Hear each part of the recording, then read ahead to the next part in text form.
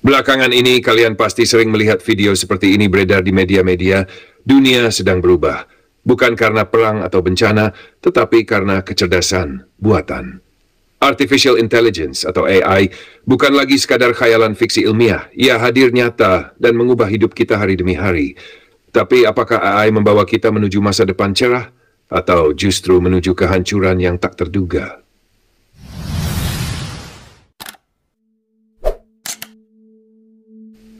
Jauh sebelum manusia mengenal smartphone, robot, atau internet, sudah ada satu pertanyaan mendasar yang menghantui para pemikir besar dunia.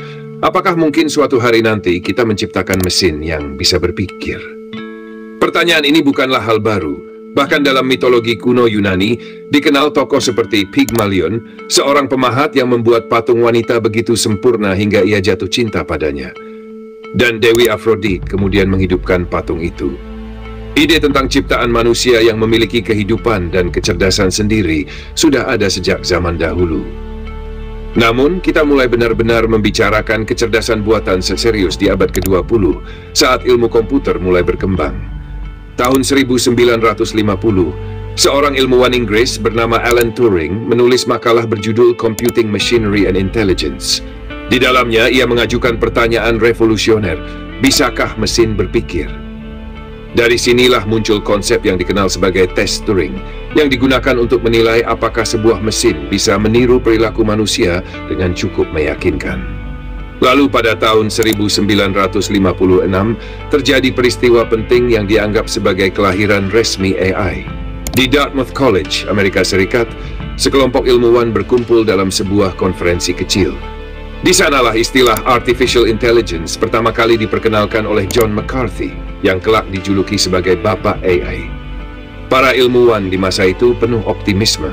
Mereka yakin bahwa dalam beberapa dekade, manusia bisa menciptakan mesin yang dapat meniru hampir seluruh kemampuan otak manusia. Tahun-tahun berikutnya, komputer cerdas mulai dirancang untuk menyelesaikan teka-teki, bermain catur, dan memecahkan persamaan matematika. Tapi ternyata, membuat mesin benar-benar cerdas jauh lebih sulit daripada yang dibayangkan. Pada dekade 1970-an dan 1980-an, perkembangan AI sempat mengalami stagnasi. Dana riset dipangkas dan kepercayaan terhadap AI menurun. Masa ini dikenal sebagai AI Winter, musim dingin bagi perkembangan kecerdasan buatan. Namun AI tidak benar-benar mati. Ia bangkit kembali di awal abad ke-21 seiring meningkatnya kekuatan komputasi, munculnya data besar, big data, dan pengembangan teknik machine learning serta deep learning. Salah satu tonggak sejarah terjadi pada tahun 2012 ketika algoritma deep learning mampu mengidentifikasi gambar dengan akurasi luar biasa mengalahkan sistem sebelumnya. Setahun kemudian, pada tahun 2016, dunia terkejut saat program AI bernama AlphaGo mengalahkan juara dunia permainan strategi Go, permainan yang dikenal jauh lebih kompleks daripada catur. Kemenangan ini dianggap sebagai lonceng kemenangan baru dalam dunia AI. Kini AI tak hanya bermain game atau menganalisis data. Ia menulis puisi, membuat lukisan, menyusun musik, menciptakan program komputer, bahkan meniru suara dan wajah manusia. Kita hidup di zaman di mana AI hadir di saku kita, di rumah kita, di tempat kerja kita, bahkan mungkin suatu hari nanti di dalam tubuh kita. Tapi perjalanan ini belum selesai, justru baru saja dimulai.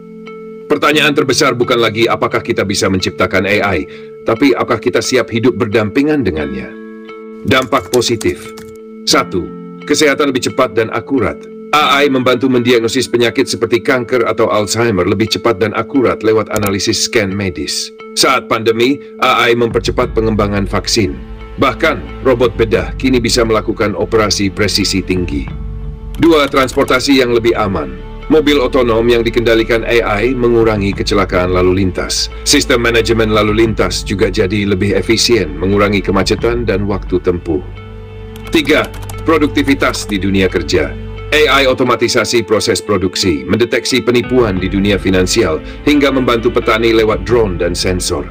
Semuanya membuat kerja jadi lebih efisien dan hemat biaya.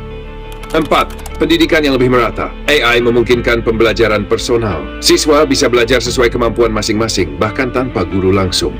Teknologi ini menjembatani kesenjangan pendidikan, terutama di wilayah terpencil. 5. Menjaga lingkungan. AI digunakan untuk memantau hutan, mendeteksi kebakaran, mengelola energi terbarukan, dan membantu pertanian berkelanjutan agar lebih hemat air dan pupuk. 6. Membantu kehidupan sehari-hari. Asisten digital seperti Siri atau Alexa membantu kita mengatur jadwal, memutar musik, atau menyalakan lampu. AI juga memudahkan belanja dan mempersonalisasi pengalaman di internet.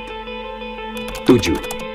Kreativitas tanpa batas. Ini bisa menggambar, menulis, hingga menciptakan musik.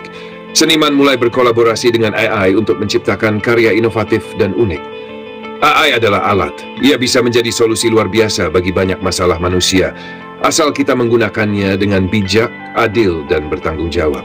Dampak negatif. AI membawa banyak kemajuan, tapi di balik setiap inovasi ada konsekuensi. Tidak semua dampaknya membawa kebaikan. Beberapa justru menimbulkan ancaman nyata bagi kehidupan manusia. 1. Pengangguran massal. Banyak pekerjaan digantikan oleh AI dan otomatisasi. Pabrik tak butuh banyak pekerja. Chatbot menggantikan layanan pelanggan. Bahkan jurnalis pun mulai tergeser oleh mesin penulis otomatis. Ini menyebabkan hilangnya jutaan pekerjaan dan belum semua orang siap beradaptasi. 2. Hilangnya privasi. AI mengumpulkan dan menganalisis data pribadi kita. Dari lokasi, kebiasaan belanja, hingga isi percakapan. Ini membuat kita rentan terhadap pengawasan, pelacakan, dan penyalahgunaan informasi oleh korporasi atau pemerintah. 3. Ketergantungan teknologi. Semakin canggih AI, semakin kita bergantung padanya. Kita mulai kehilangan kemampuan dasar, mengingat, menganalisis, bahkan mengambil keputusan. Tanpa disadari, manusia menjadi pasif dan terlalu mengandalkan mesin. 4. Penyebaran hoax dan deepfake. AI bisa menciptakan gambar, suara, dan video palsu yang sangat meyakinkan. Ini digunakan untuk menyebar hoax, menipu publik, bahkan mempengaruhi politik. Kebenaran menjadi semakin sulit dikenali. 5. Ketimpangan dan monopoli. AI dikuasai oleh segelintir perusahaan besar dan negara maju. Ini menciptakan kesenjangan kekuasaan dan akses teknologi yang bisa memperkuat dominasi satu pihak terhadap yang lain. Risiko hilang kendali. Dalam skenario terburuk, AI bisa berkembang tanpa kita pahami sepenuhnya. Jika tidak diawasi, bukan tidak mungkin AI menjadi alat yang tak terkendali, yang bisa membahayakan manusia itu sendiri. AI bukan musuh, tapi tanpa etika, pengawasan, dan kebijakan yang tepat, teknologi ini bisa menjadi bumerang. Masa depan AI harus dipimpin oleh kebijaksanaan manusia, bukan hanya oleh kode dan algoritma. Bagaimana kita menyikapinya? AI bukanlah ancaman, tapi juga bukan penyelamat. Ia hanyalah alat kuat, cerdas, dan netral. Tapi justru karena kekuatannya, kita sebagai manusia harus punya sikap yang jelas. Pertanyaannya bukan seberapa pintar AI bisa menjadi, tapi seberapa bijak kita menggunakannya. 1. Bijak dalam pemanfaatan. Gunakan AI untuk hal-hal yang benar. Jangan asal ikut tren, tapi pahami manfaat dan risikonya. Teknologi seharusnya membantu manusia, bukan menggantikannya. 2. Kritislah terhadap informasi. Kita hidup di era deepfake dan hoax. Jangan mudah percaya pada apa yang kita lihat atau dengar. Belajar membedakan fakta dari manipulasi adalah kunci bertahan di dunia digital. 3. Jangan tinggalkan nilai kemanusiaan. AI mungkin bisa berpikir cepat, tapi ia tak punya empati.